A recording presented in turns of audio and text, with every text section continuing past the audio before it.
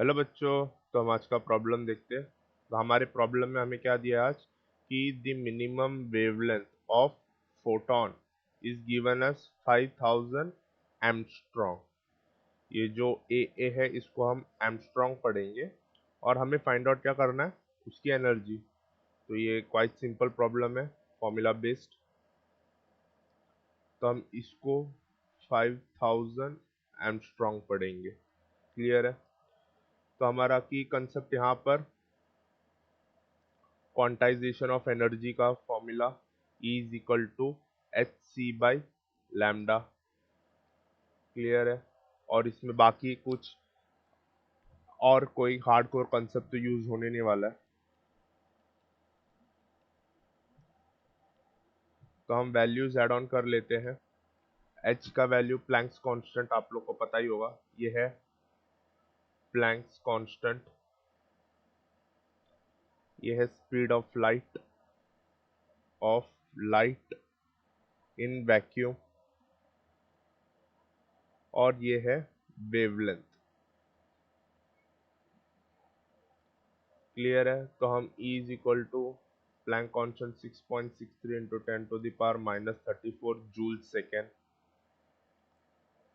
और C 3 into 10⁻8 metre per second and lambda is given as 5000 angstrom. तो हम angstrom को मीटर में कन्वर्ट करेंगे, तो इसके लिए 10⁻⁻10 मीटर। तो मीटर गया, सेकेंड्स कैंसिल होगा, तो हमारा आंसर जूल्स में आएगा। क्लियर है? और ट्राई करना ये वैल्यू याद रखने का, H into see if possible. अगर आपको ये याद होगा तो आपके कैलकुलेशन में बहुत आसानी होगी। 1.98 इंटू 10⁻⁻25। क्लियर है?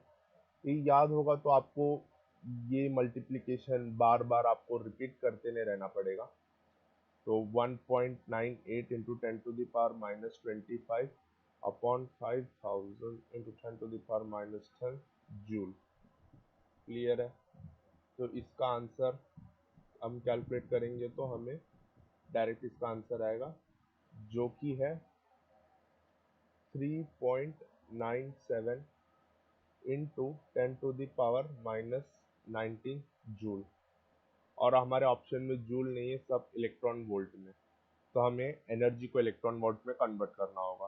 तो 1 joule is equal to 1.6 into 10⁻⁻19 electron volt.